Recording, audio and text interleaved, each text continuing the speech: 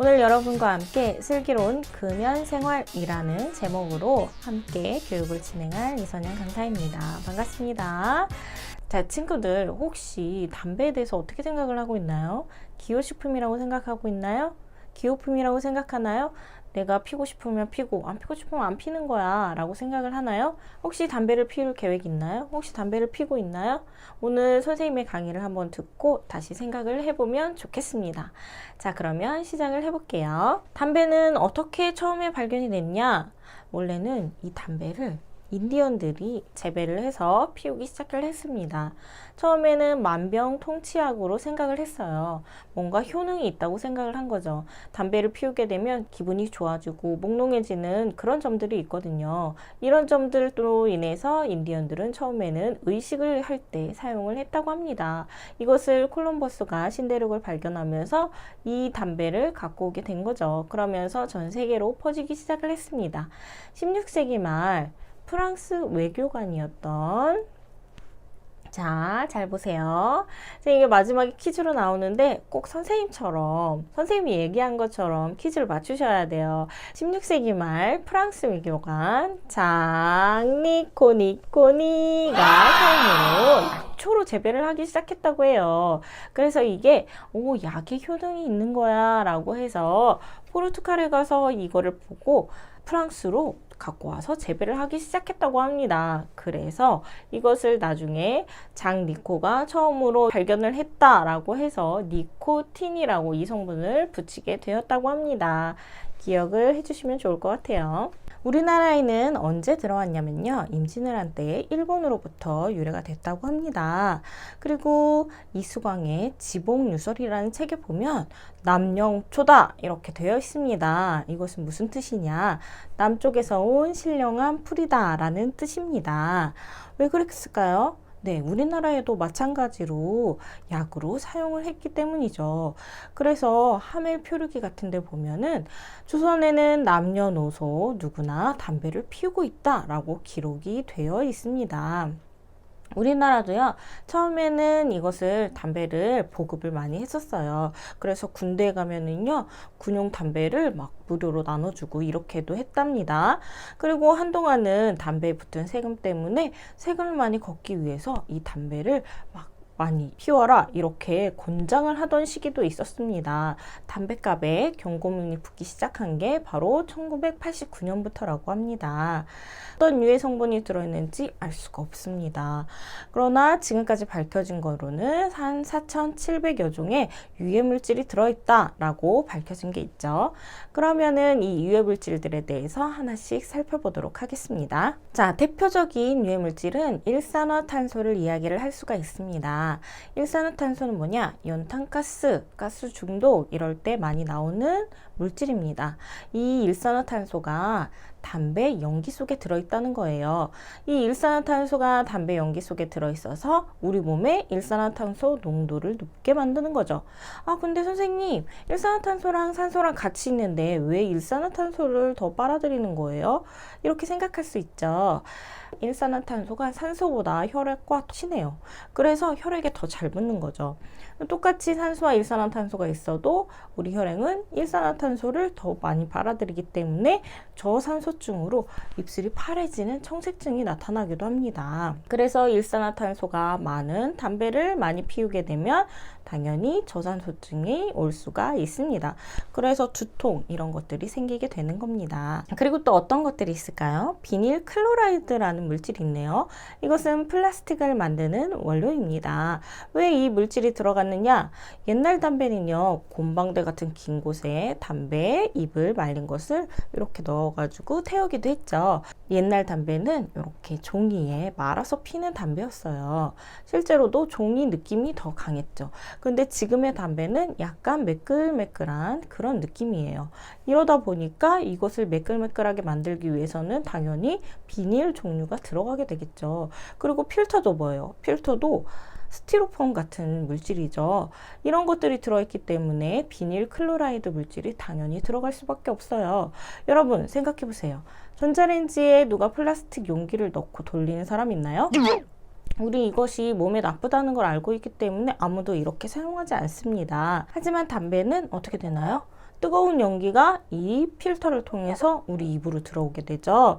그러다 보니까 환경 호르몬 같은 것도 같이 들어올 수밖에 없는 겁니다. 또 무엇이 있냐? 비소가 있습니다. 이것은 흰개미를 죽이는 독입니다. 네, 흰개미를 왜 죽일까요? 이 담뱃잎을 재배를 하다 보면은 개미들이 있죠.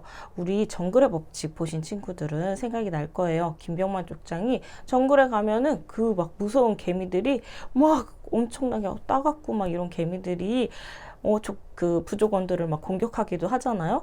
그럼 어떡하나요? 막 병원에 빨리 가야 돼요. 거기에 그냥 있으면 아나필락시스 쇼크 같은 게 와서 사람이 사망할 수도 있습니다. 그렇게 아주 무서운 개미들이 있어요. 그래서 이 개미들이 오지 못하도록 농약을 뿌리게 돼요. 농약 안에 비소가 들어가게 된다고 합니다. 그런데 이 비소라는 물질은 한번 토양에 뿌려지게 되면은요, 없어지지 않는다고 합니다. 계속 남아있대요. 그러다 보니 담뱃잎에 이 비소가 자연스럽게 묻어나게 되는 거죠. 그래서 담배에 비소가 포함이 되어 있다고 합니다. 자, 그리고 포름알데히드. 이 담배를 오래오래 유통하기 위해선 당연히 방부제가 들어가겠죠. 이 방부제 안에 포름알데히드 성분이 들어있기 때문에 이 성분을 우리가 마시게 되면 암에 걸리게 됩니다. 포름알데히드는 1군 발암 물질입니다. 이것도 포함이 되어 있네요. 그리고 DDT, 벌레를 죽이는 살충제입니다. 이런 것들도 담뱃잎을 재배하는 과정에서 나오게 됩니다. 그리고 담뱃잎을 이제 따는 과정에서는요, 너무 이 일이 힘들어서 웬만한 일꾼들은 이 일을 하지 않는다고 해요. 막 손이 까맣게 변하고 이런다고 합니다.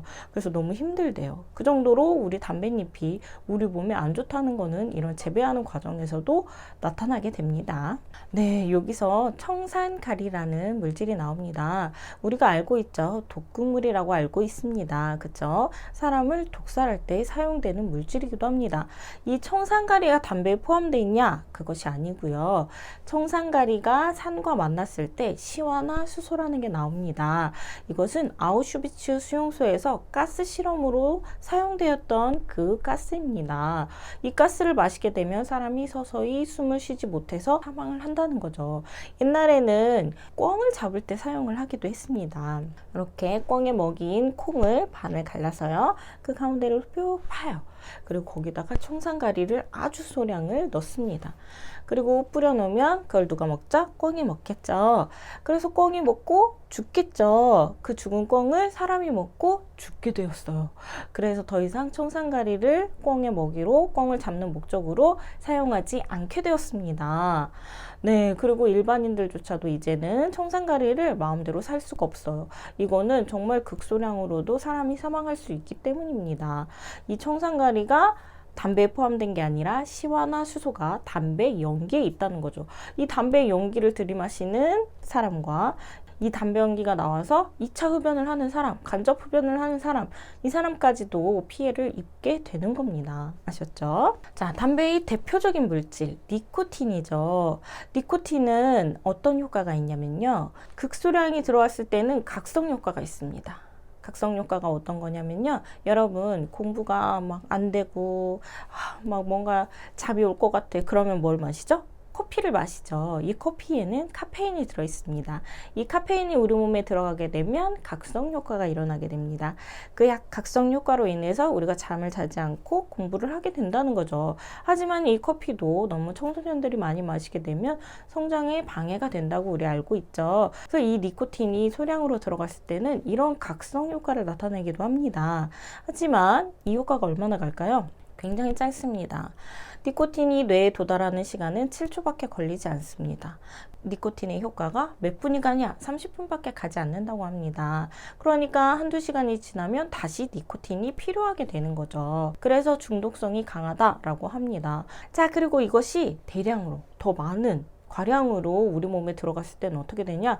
우리 몸을 마비를 시킵니다. 그래서 실제로 진드기를 잡는 목적으로도 사용을 하기도 합니다. 살충제로도 사용을 하기도 해요. 자, 이런 효과 때문에 가끔 뉴스에서 그 니코틴이 들어있는 음료수를 먹고 사망했다, 이런 뉴스도 본 적이 있을 거예요. 우리 몸을 죽일 수도 있는 거죠. 하지만 담배에 포함된 거는 우리 몸이 죽지 않을 만큼만 포함이 되어 있다는 거죠. 서서히 죽게 만든다는 겁니다. 다음 물질은 자동차 배기가스에 들어있는 벤젠입니다. 자동차에 대고 매연 맡는 그런 친구들이 있나요? 없죠. 이게 나쁘다는 걸 우리 모두 알고 있어요. 실제로도 우리나라는 10년 이상 된 경유차에는 서울 시내를 들어올 수가 없어요. 만약에 들어오게 되면 과태료를 부과를 하게 됩니다. 왜? 미세먼지 절감 대책 때문이죠. 이 벤젠이 여기에 들어있는데요. 이 벤젠이 왜 담배에 들어있냐? 벤젠은 다른 곳에서도 나오기도 합니다. 화산이 폭발을 한다거나 나무가 숲이 탄다거나 산불이 일어난다거나 아니면 태울 때 나오게 됩니다. 그러니까 담배를 태울 때도 이 벤젠이란 물질이 나오게 되는 겁니다. 이 벤젠에 오랫동안 노출이 되면 어떻게 되냐? 벤젠은 우리 몸속에 들어와서 골수 조직을 파괴를 시킵니다. 그러면 어떤 병이 생기게 되냐면요, 백혈병에 걸리게 됩니다. 네, 그래서 실제로 이 벤젠이 많이 노출되는 공장에 일하는 근로자들이 백혈병에 많이 걸리게 된다라는 연구 자료도 있습니다. 이 벤젠도 담배에 포함된 물질입니다.